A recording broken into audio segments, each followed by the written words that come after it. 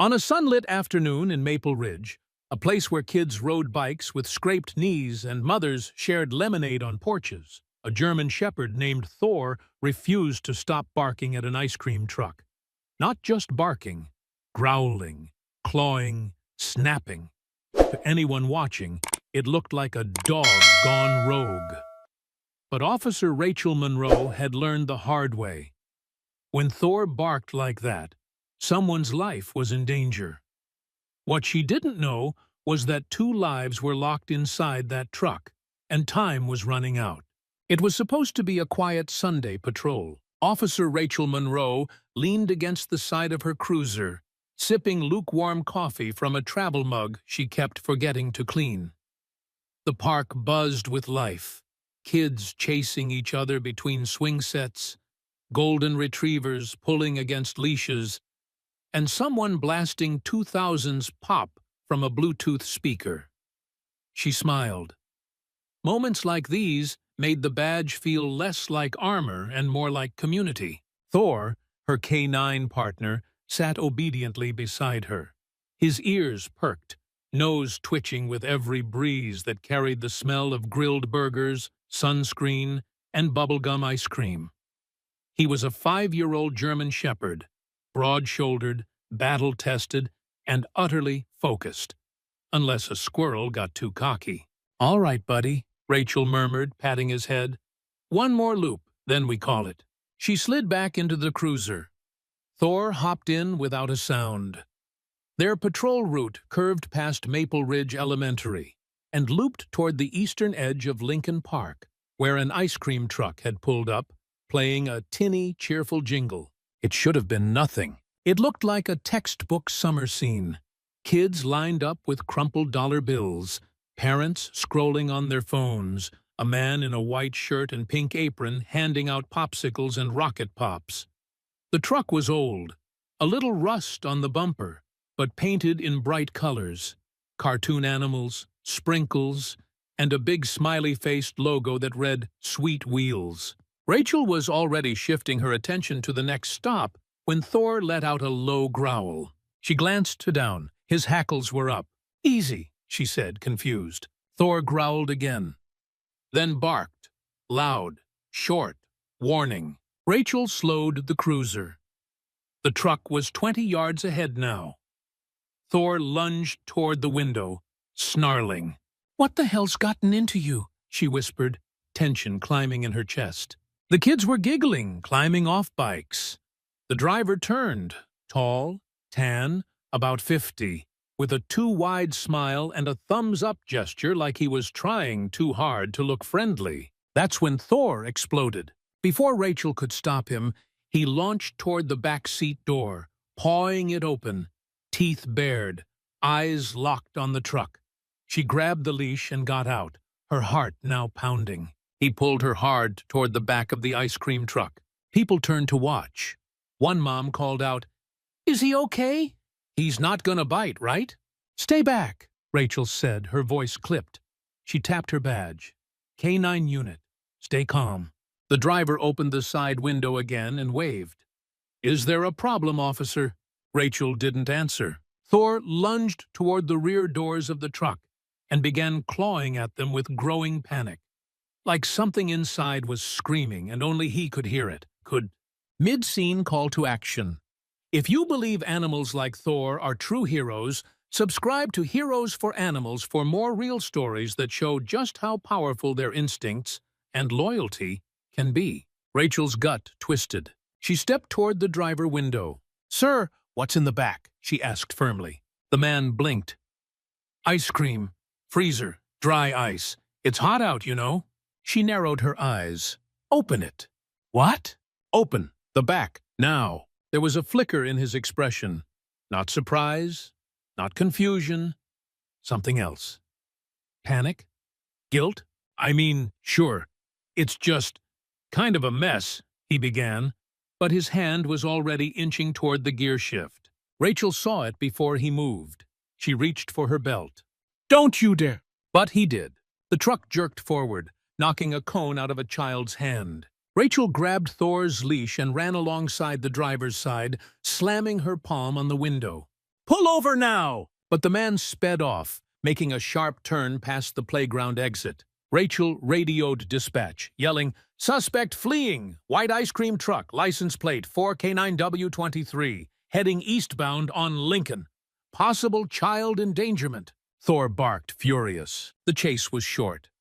Less than 2 blocks later, the truck's worn tires skidded as it made a wide turn and slammed into a metal guardrail near a basketball court. Rachel drew her weapon and advanced quickly. Her heart pounded as she flanked the truck, Thor at her side, barking like mad. The driver stumbled out, holding up his hands, shouting, "I didn't do anything." Rachel shoved him to the ground and cuffed him. Her voice was steel. "You'll talk later." She yanked open the rear doors.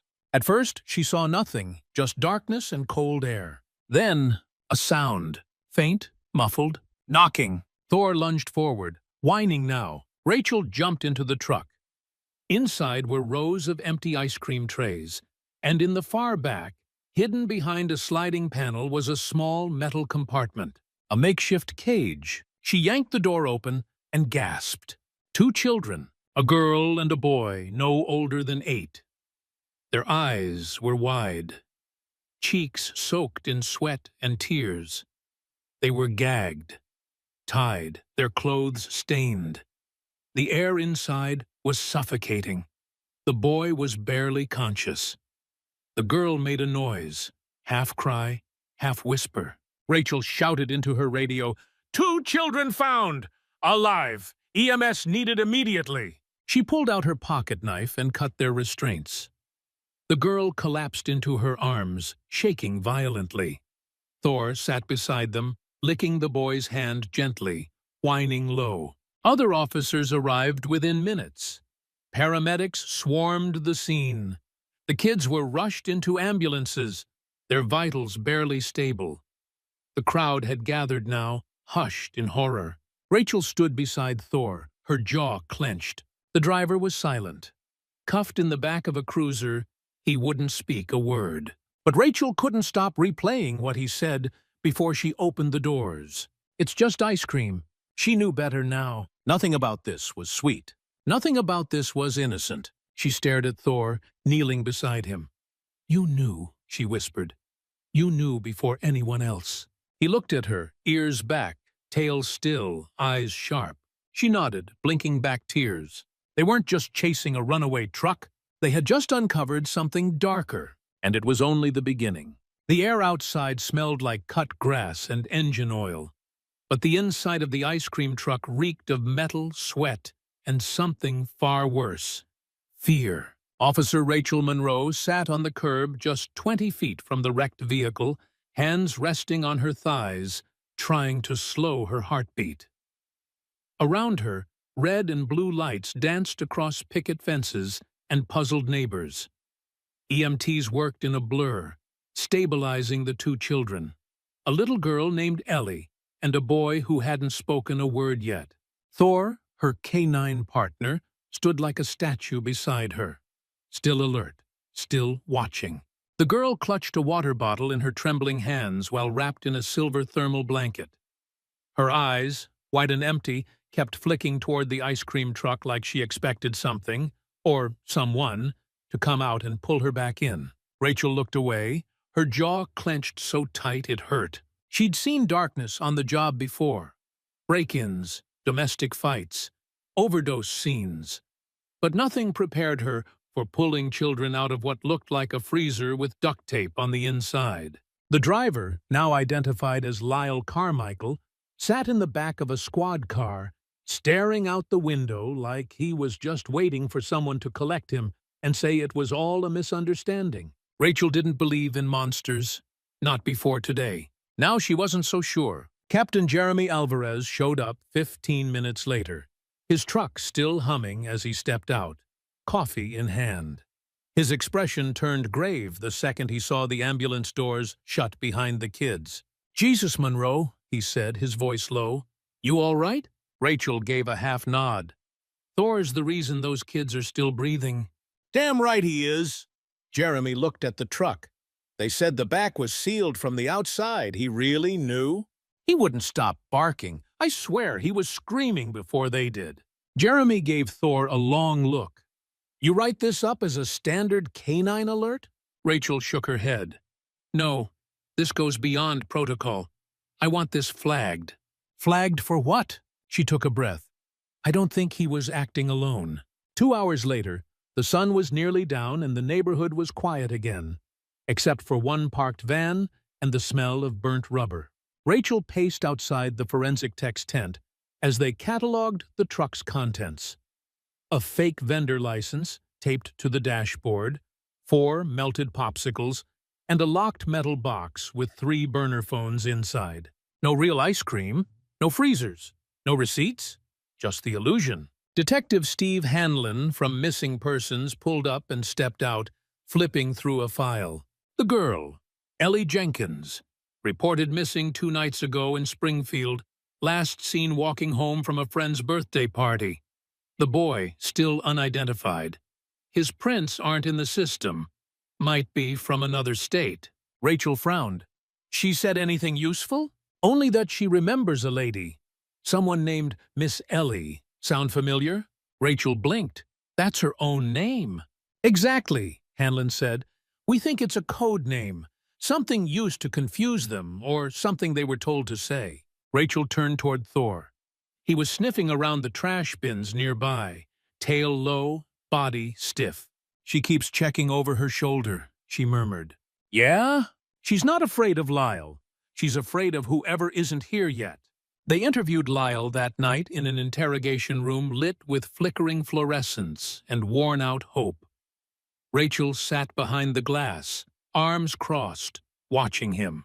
He didn't look like a monster. If anything, he looked like someone's neighbor. Someone who'd mow your lawn without asking or offer to fix your leaky faucet. And maybe that's what made it worse. Detective Hanlon leaned in across the table. We've got 2 kids in the hospital. One nearly unconscious. They were in the back of your truck, Lyle. You want to explain that? Lyle's voice was fed. I didn't hurt them. You transported them. I didn't kidnap them. Hanlon's knuckles tapped the table. Then who did? Lyle looked up, eyes glassy. I'm not supposed to talk about it. You're not in a club, Lyle. This isn't Vegas. 2 kids were stuffed in a metal box with no air. You talk, or you go away for life. I don't know who they are, he said finally. They were already in the truck when I picked it up. Picked it up from who? Doesn't matter, Lyle whispered. I'm not the only one. Hanlon leaned forward. What do you mean? Lyle shut his eyes. They're everywhere. Later, in the debriefing room, Rachel stared at the wall as Jeremy and Hanlon reviewed the transcript. Her stomach churned. Do you believe him? She asked. Jeremy nodded. He's scared, real scared. That tells me someone higher up is pulling the strings. And the phones? Rachel asked. Hanlon held up a Ziploc bag. 3 burners, 2 wiped clean. The third has some saved images. He slid his phone toward Rachel. On the screen, a photo gallery. 30 or so pictures, each of a different child. Some looked like school pictures, some like snapshots from playgrounds. In the background of one photo, Rachel spotted something that froze her to the core. Lincoln Park, the same place where she and Thor had been just hours earlier. The photo was taken behind the jungle gym. The timestamp read 3 days ago. Rachel blinked. They were casing the park. Yeah, Hanlon said quietly. We think this wasn't a one-time thing. Back at the precinct, Rachel sat in her cruiser for a long time before driving home. Thor lay curled in the back seat, his breathing steady, but ears still twitching. She watched people walking their dogs, teenagers throwing footballs in a front yard, porch lights coming on one by one. It was like nothing had changed, but everything had. She unlocked her phone and stared at a message that had come in from the hospital. The boy's name was Marcus. He was reported missing from Albany 6 days ago. He had no idea where he was, no idea who took him. He just kept saying, I want the lady with the dog. Rachel smiled bitterly. He meant her. The next morning, Rachel returned to the scene. The truck had been towed. But Thor led her around the park like he was still working the case. His nose kept sniffing the grass by the sandbox. He stopped near the swings, tail stiff. Rachel kneeled. Half buried in the dirt was a plastic spoon, and under it, a phone, another burner. Gloved, she picked it up and bagged it. Back at the precinct, the techs cracked it open. Inside, GPS logs. One entry repeated 5 times. Prescott Elementary. Rachel stared at the screen. That's today's date. Yeah, Hanlon said. And the timestamp is in 20 minutes. Thor was already in the cruiser when Rachel jumped in. As she pulled out of the lot, her fingers clenched the wheel. 1 truck was a mistake. 2 was a system. And they were still out there. The cruiser roared down Lincoln Avenue, tires biting into the pavement as Rachel Monroe took a corner hard. Thor stood tense in the back seat, his body upright, nose pressed to the partition. Ready. Prescott Elementary was less than 10 minutes away, 7 with sirens on. Rachel ran lights and tore through 2 red intersections, eyes darting to the GPS on her dash. The burner phone they'd recovered from the park showed Prescott on a repeating schedule, marked 3:15 p.m. The time on her dash read 3:10. Her chest tightened. She grabbed her radio. Unit 43, en route to Prescott Elementary. Possible abduction in progress. Request immediate backup. Silent approach. Thor let out a low growl as if he understood every word. As she approached the school, Rachel shut off the sirens and coasted into the rear staff parking lot. The playground came into view, filled with kids under the watch of a few teachers. Laughter and the screech of sneakers on blacktop echoed in the July air. Nothing looked out of place. But Rachel had learned. Evil rarely announces itself with a banner. It blends in. It wears smiles. Then she saw it, parked just beyond the corner of the fence, near the tree line. Another ice cream truck. Same cartoon colors. Same cheerful jingle humming on low volume. Same logo. Sweet wheels. But this one had a different driver. A woman. Rachel's stomach dropped. She threw the car in park, grabbed Thor's leash, and moved. "Thor, heel," she whispered, approaching the fence line with her badge flipped out, moving through the gap near the staff lot. The woman in the truck didn't see her yet. The kids were about to line up, lured by the familiar tune. A group of 5 or 6 children was already stepping toward the truck's window. Rachel called out, loud and sharp, "Kids, step back from the truck!" The woman behind the counter flinched. Rachel caught a glimpse of her eyes, too wide, too still, and something in her hand, a remote, black with a red button. Rachel's instincts screamed, "Drop what's in your hand and step away from the truck." The woman bolted. Thor launched into a full sprint before Rachel gave the command. The handler barely had time to let go of the leash before the German shepherd soared over a patch of mulch and tackled the woman to the ground with precision. The remote clattered across the pavement. Rachel grabbed it, heart pounding. She looked up. Teachers were rushing in now. Kids huddled back toward the building. Rachel reached the truck and opened the side door. It wasn't locked. Inside were no freezers, no treats. Just a small storage rack, a camera mounted near the ceiling, and a hidden compartment in the floorboard. She pried it open. Inside, thankfully, was empty, but stocked with zip ties, duct tape, child-sized masks, and tranquilizer vials with labels scratched off. She staggered back. This wasn't just a copycat. This was a system. At the precinct, the woman, identified as Grace Delaney, 42, with no priors, sat silent in the interview room.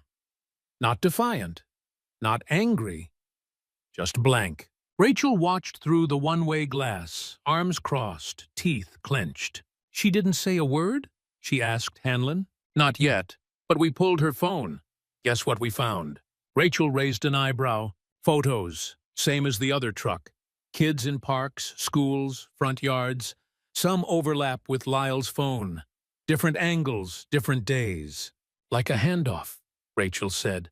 "Exactly. They're sharing targets." Rachel's Vogel's stomach knotted. How many kids total? 46. We're trying to ID them now. But we've confirmed 7 active Amber Alerts in 3 states match the faces. She turned to Thor, who sat by her feet, panting, tail still. His eyes never left Grace. He knew again, she whispered. 2 hours later, Rachel stood in the evidence room, staring at a board that now stretched across 2 walls. Photos of children, both rescued and missing. Notes scribbled in red Sharpie. Locations marked in green pins. A pattern was emerging. Springfield, Osos, Albany, Maple Ridge, and now Prescott. All towns within 2 hours of each other. All quiet. All places where people trusted the sight of a smiling face handing out ice cream. Thor nudged her leg. Rachel looked down. "You want to keep going?" He barked once, soft but firm. She looked back at the board. She would too. Rachel returned to the hospital that evening. Ellie and Marcus were both awake now. Ellie eating crackers under a blanket, and Marcus curled up in a hoodie 2 sizes too big, eyes flicking toward the window every few seconds. When Rachel entered, Ellie perked up. "That's the lady with the dog," she whispered to the nurse. Rachel smiled and knelt beside her. "Hey there, Ellie. How are you feeling?" Ellie shrugged. "Better? Is Thor here?" "He's downstairs, waiting to say hi." Ellie nodded slowly, then whispered, "The lady said she'd come back." Rachel leaned in. "What lady?" "The one who smells like lemons." Rachel froze. She looked at the nurse. "Can I speak to both of them alone for a minute?" The nurse nodded and stepped out. Rachel turned to Marcus. "Do you remember anything? Where you were before the truck?" Marcus hesitated, then said softly, "There was music, but not from the truck, from the ceiling." Rachel tilted her head. "What kind of music?" He hummed a tune. Rachel's eyes widened. It was the same jingle, but slowed down. Where was it coming from? The floor. We had to be quiet when it played. Rachel took a breath. "Did they ever take you out of the truck?" He nodded. "To where?" "A room, with cameras, like a movie. And people talked behind glass. They picked who got in the truck next." Rachel felt sick. This wasn't just kidnapping. This was trafficking. Or worse. And Thor had just sniffed out 2 links in what now looked like a much larger chain. Rachel spent the next morning combing through satellite images, cross-referencing Grace's GPS with nearby warehouses, empty properties, and rural zones. At 9:47 a.m., she found something. A decommissioned rest stop off Highway 42, closed to the public, under supposed renovation, but the lot hadn't been touched in months. Grace's phone had pinged there 3 times. Rachel stood and grabbed Thor's leash. "Let's go sniff out a ghost town." The rest stop came into view just after noon. The building was old brick, with overgrown weeds curling up along the sidewalk. A metal sign still read, "Scenic Trail Junction," closed for repairs, but no equipment or workers could be seen. Rachel's cruiser crawled into the lot. No other cars, no cameras, but Thor was already whining. She opened the door. He jumped out and immediately led her toward the restroom building, nose to the ground. Inside was dark and musty. Rachel moved slowly, flashlight in hand, radio ready. The stalls were empty, the tile cracked, the walls covered in dust. Then Thor stopped. He pawed at the back wall, once, twice, and barked hard. Rachel swept her light over the spot. Nothing. But as she stepped closer, she heard it. A faint hum, not from outside, from behind the wall. She radioed in for backup and waited, keeping her hand on her weapon, her breath shallow. When the unit arrived, they brought a portable drill. Within 20 minutes, they cut through drywall. Behind it was a narrow staircase leading down. Rachel went first, Thor beside her. They descended into the dark, and at the bottom, they found a room of screens, desks, empty takeout containers, 2 folding chairs, and on the wall, dozens of screens playing live footage from parks, schools, backyards. The feed from Prescott Elementary was still running. Thor growled low and angry. Rachel whispered, "We didn't stop them." She turned toward her team. "We just found their control room."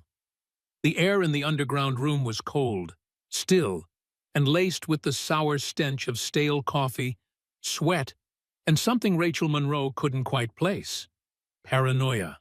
Dozens of monitors lined the walls, each flickering with grainy live footage. Parks, schoolyards, bus stops, even the entrance of Maple Ridge Public Library. All of it real-time. All of it invasive. All of it watching children. Some cameras were angled high, clearly drone-operated.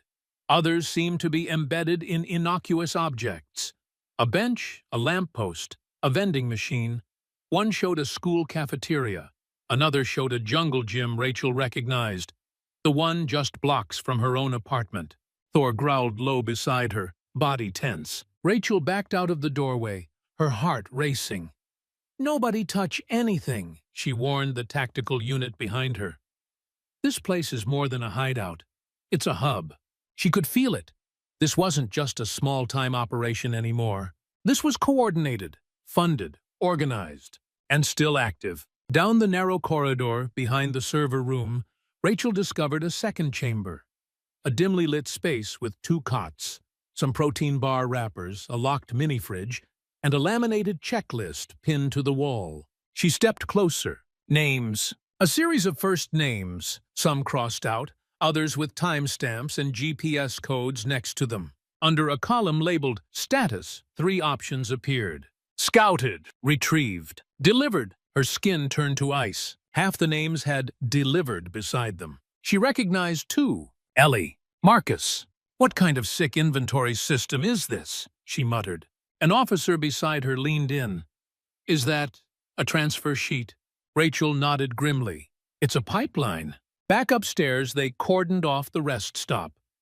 Rachel called in a digital forensics team and handed over both burner phones from the earlier trucks. All 3 scenes, Lyle's truck, Grace's truck, and the control room, were now being connected under a federal task force. FBI agents had already started to arrive. But Rachel couldn't sit back now, not after what she'd seen. Thor paced beside her, restless. He'd been on edge since they entered the building. She scratched behind his ears. "You're not done yet, huh?" His tail flicked once. Rachel's phone buzzed in her pocket. It was Hanlon. "We traced one of the GPS markers on Grace's route," he said. "It's an old photography studio in Eastwood. Closed 2 years ago. But her phone pinged there multiple times, mostly on Thursdays." Rachel checked her watch. It was Thursday. 20 minutes later, Rachel pulled up in front of Parkside Memories Photography, a rusting sign swaying in the wind. The building looked abandoned, but 2 small windows were recently wiped clean. She killed the engine and reached for Thor's leash.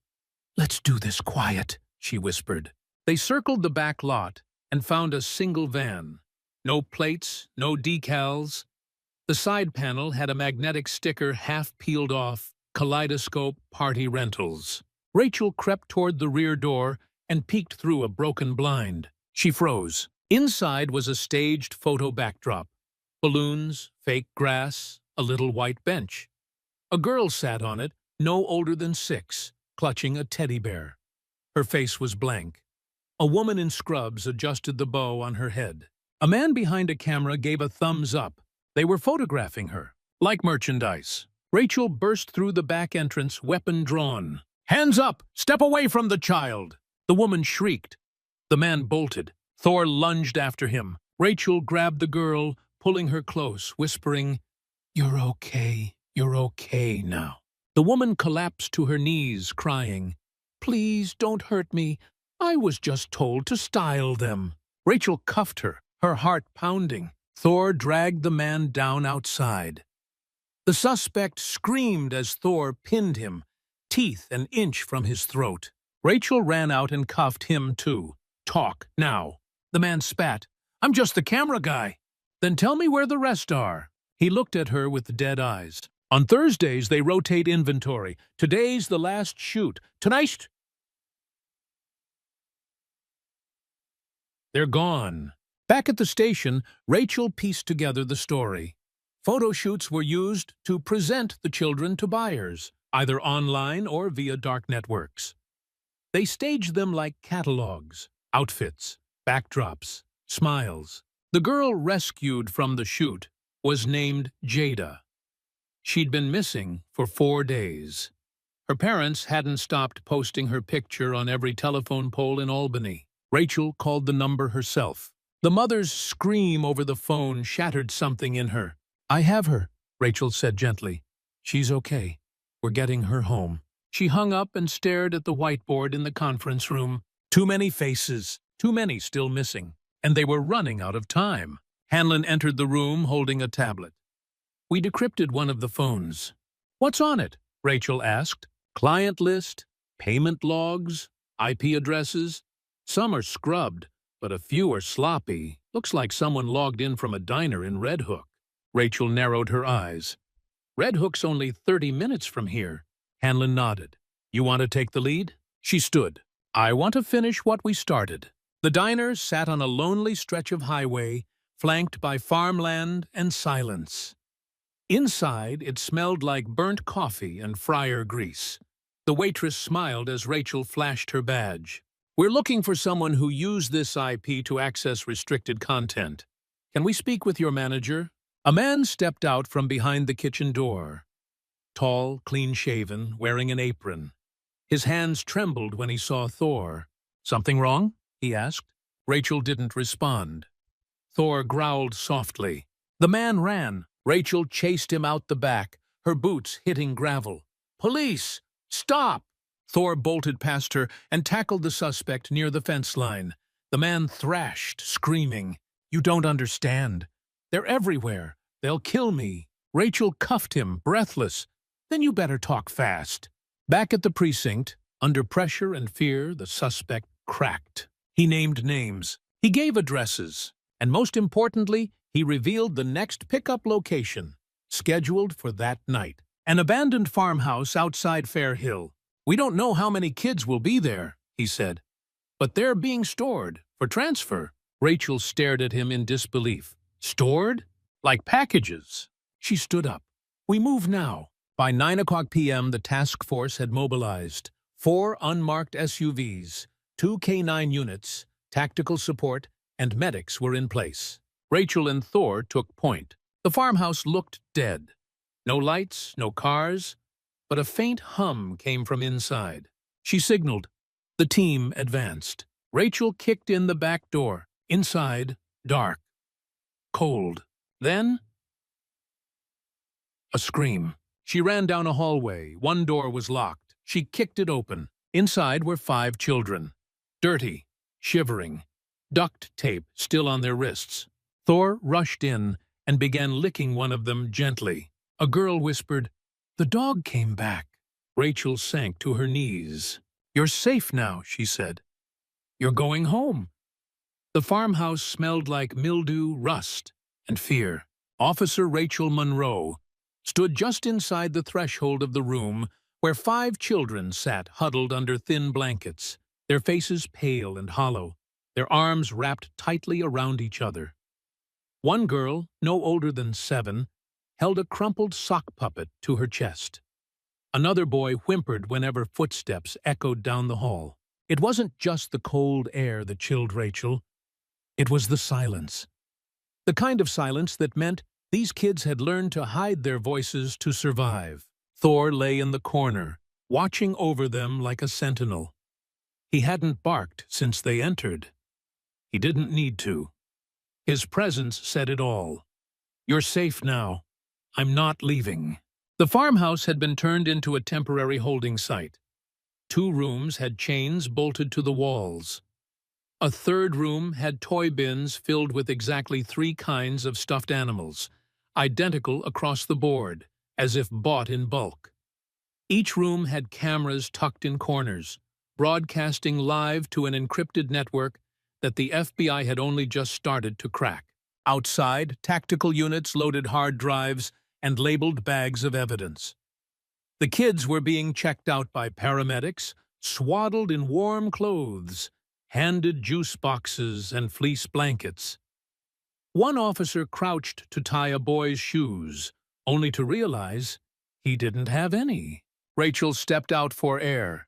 She leaned against the porch railing, her fingers trembling. Hanlon approached from behind. "You did good tonight." She shook her head. "We're just mopping up." "Still, 5 kids tonight. That's 5 more than yesterday." Rachel looked toward the tree line, where floodlights beamed into the night like searchlights from another war. "How deep do you think this goes?" Hanlon hesitated. Too deep." Back at the precinct, a conference room had been converted into a war room. Maps, photos, and whiteboards filled every wall. FBI agents worked at folding tables, clicking through drives recovered from the farmhouse, while tech specialists connected overlapping GPS routes from the trucks. Rachel stood in front of the biggest board. The faces of every child rescued so far smiled back at her. School pictures, birthday snapshots, missing person posters.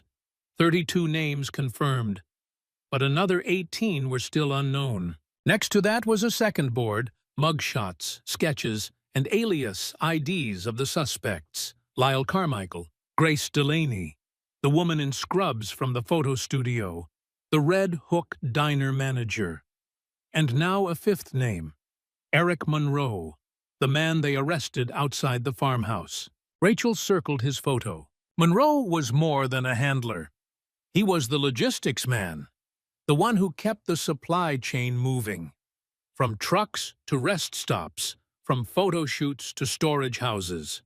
And most importantly, he was scared. 2 hours later, she stepped into interrogation room 3. Monroe sat in a gray hoodie, sipping from a styrofoam cup. His knee bounced under the table. Rachel sat across from him, a folder in hand. "We found 5 kids. We've identified 3. The others? We're still waiting on missing persons reports." Monroe looked away. She leaned forward. "You want to help us, Eric? You want this to end?" He looked at the mirror behind her. "They'll kill me," he muttered. "Then give me someone bigger." He swallowed. "It's not just one person. It's a tier system. We don't use names, just code numbers. Every handler gets a drop schedule, a burner phone, and one rule: no questions." Rachel opened the folder. Inside were the laminated inventory sheets from the farmhouse. These kids had numbers instead of names. Who assigns them? Monroe's face crumpled. "The catalog office. That's what they call it." "Where is it?" He looked down. "I don't know the address, but I made a delivery there once. In the trunk of my car." Rachel tensed. "You took a child?" He nodded slowly. "I didn't touch her. I just drove." "Where?" He took a breath. "An airport." The next morning, Rachel sat in the airport's security office with 2 TSA agents and a federal liaison. They'd pulled footage from 3 weeks prior, an early morning when Monroe's car had pulled into a private lot near the East Terminal. From the overhead cam, they watched him open his trunk. He handed something to a man in a gray blazer, something wrapped in a blanket. The man opened the package, glanced inside, then nodded, and just like that, they both vanished into the access gate near the private hangars. Rachel's heart pounded. She pointed to the man. "Can we ID him?" The TSA officer tapped a few keys. "Facial match found. Passport name, Declan Shaw. British national. Left the country 2 hours later on a private jet." Rachel clenched her jaw. The child in the trunk was gone, and the trail just went global. Later that night, Rachel returned to the station with Thor, both of them drained. As she sat down at her desk, she noticed something. A letter. No envelope, just a folded note, printed. "You're making too much noise. Back off, or next time the dog dies." Rachel stared at it. Thor sat beside her, staring up with calm, steady eyes. She folded the letter and slipped it into an evidence bag. "You picked the wrong dog," she whispered. The next day, Rachel visited Ellie and Marcus again. Ellie had started speaking more. Marcus even smiled. They were placed with temporary foster families while reunification efforts were underway. A counselor sat in the room with them during every visit. Rachel brought Thor, as promised. Ellie hugged him tight, whispering in his ear, "You found me." Marcus sat on the floor beside the dog, drawing pictures with crayons. He drew a house, a plane, a girl with a ponytail. Rachel leaned in. "Who's that?" He looked up. "That's the girl they took in the airplane." Rachel blinked. "You saw that?" He nodded. "She didn't come back." Rachel looked at the drawing again. The girl had bright red hair and a missing tooth. She matched the missing child file from Kansas, Ava Callahan, age 6. She had disappeared 4 days before the plane left the private hangar. Rachel felt her chest tighten. She was too late.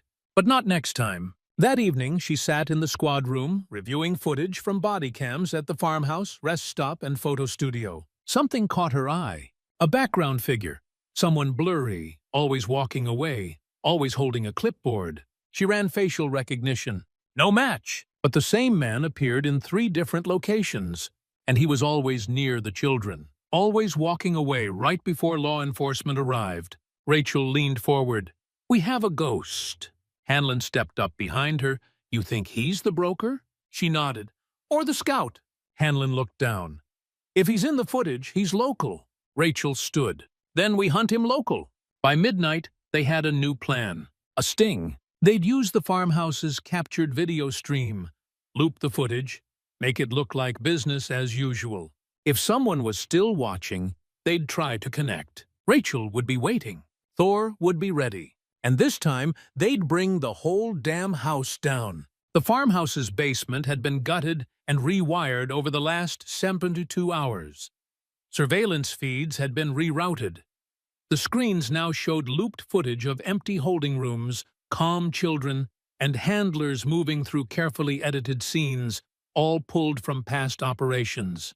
The goal? Beatty. If the traffickers were still watching, if someone out there thought the operation was still running, they'd try to reconnect. That's when the FBI would strike.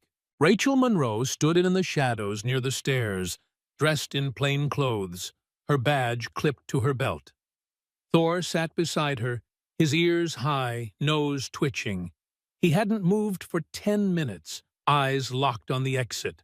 They were waiting, all of them. The task force had been split into 3 teams. Team 1, upstairs and outside, covering the perimeter with snipers and thermal cams. Team 2, stationed nearby with mobile units and backup vehicles. Team 3, including Rachel, was hidden inside the basement, watching monitors, heartbeat by heartbeat. Then, at exactly 2:08 a.m., something happened. One of the screens flickered. Static. Just for a second. Then a new feed appeared. Rachel stepped closer. What is that? It wasn't one of theirs. A camera. Live. Set inside what looked like a storage facility. Concrete walls, steel shelves. And standing there was a man. Same build, same posture, same clipboard. The ghost. He looked directly into the camera. Then he smiled and held up a sign. Nice trick. Too bad you're still behind. The screen went black. Rachel's stomach twisted. He knows we're here, she muttered. Hanlon, watching from another monitor, slammed his fist on the desk. Damn it. They're still one step ahead. Rachel stared at the static, fists clenched. No, she said quietly. He's not ahead. He's scared. That was a warning. And people who warn, they're about to make mistakes. She turned to the map behind her. The storage unit looked familiar. Then it clicked. I know where that is, she said. That's the Riverbend Industrial Park, Unit B14. They may body it fast. Rachel led the charge with Thor. They arrived at the complex just after 3:00 a.m., flashlights sweeping across old warehouses and shipping docks. Unit B14 sat in the corner, lights off, locked from the outside with a thick padlock. No signage, no trucks. Thor approached first, and he froze. His nose flared, his tail dropped. Then he barked, once, sharp, deep. Rachel unlocked the door. The stench hit her first, sweat, mold, and bleach. Inside were 6 cages. 2 were empty. 4 had children. The team sprang into action. Paramedics rushed in. Water, oxygen, clean clothes. One of the children looked up at Rachel, blinking through tears. "Are you the lady with the dog?" Rachel kneeled. "Yeah, sweetheart. You're okay now." Thor lay beside them, his body calm but alert. She looked up. "Where's the man who brought you here?" The boy whispered. "He had a plane ticket." Rachel turned to Hanlon. "They're planning another flight." Later that morning, they returned to the airport, the same private terminal. Another scheduled departure. This one headed to Sao Paulo, Brazil. Customs had no passengers listed, but Rachel had learned nothing about this ring was ever listed. The team waited by the hangar as the plane was prepped. Then movement. A man stepped into view, rolling a carry-on bag and looking at his phone. Rachel stared. It was the ghost. He didn't even flinch when he saw the agents. Instead, he smirked. Rachel approached, badge raised. "You're under arrest for child trafficking and conspiracy." He laughed. "You think this ends with me?" Rachel didn't blink. "No, I think it starts with you." Thor lunged forward, barking once. The man flinched. For the first time, he looked afraid. Back at the precinct, after hours of interrogation, the man cracked. His real name was Daniel Gentry, former logistics analyst for an international shipping firm. He'd been the architect behind the entire operations transport schedule, supply chain, and handler recruitment. Everything led to him. He gave up locations, names, digital ledgers, Bitcoin wallets, and the final warehouse in Atlanta, their central distribution hub. The task force raided it within hours. They found 8 more children, all returned to their families. 2 weeks later, the headlines were everywhere. K9 and officer crack national trafficking ring. Dog's instinct leads to rescue of 47 children. From bark to breakthrough, the hero dog behind it all. Rachel stood at a podium during the press conference, Thor by her side, wearing his tactical vest and a small medal pinned to his collar. She didn't read from a script. She looked at the crowd and simply said, "I didn't solve this case, he did." Applause thundered across the room. Thor didn't react, but he looked up at her, and Rachel knew he understood. After the press conference, Rachel visited Ellie and Marcus one last time. They were staying with their families again. New security systems, therapy plans, warm homes filled with actual safety. Marcus ran to the door and hugged Thor before she could knock. "Did he find the rest of them?" he asked. Rachel nodded. "All of them." Ellie grinned. "Can we see him again?" Rachel smiled. "He's not going anywhere." The case didn't just end in arrests. It led to a full investigation across 4 states. Dozens of handlers were indicted. 3 foreign entities were identified and placed under international surveillance. Airports rewrote their screening protocols. Missing children databases were cross-referenced with private network content, all because a dog barked at an ice cream truck. A month later, Rachel took Thor to a quiet park at the edge of town. No police radios, no sirens, just trees, a lake, and the sound of birds. She tossed a tennis ball across the grass. Thor raced after it, tongue flapping, tail high. He deserved this. They both did. As he returned, she knelt and hugged him. "You didn't just save lives," she whispered. "You saved hope." Thank you for following this emotional and powerful story. At Heroes for Animals, we believe stories like Thor's remind us of the incredible bond between humans and our canine companions, and the hidden strength they bring into our lives. Now we'd love to hear from you. Have you ever witnessed an animal doing something heroic or unexpected? Something that changed your view of them forever? Drop your thoughts in the comments. And if this story moved you, don't forget to subscribe and turn on notifications so you never miss another real-life hero story. Until next time, stay safe and hug your heroes, especially the 4-legged ones.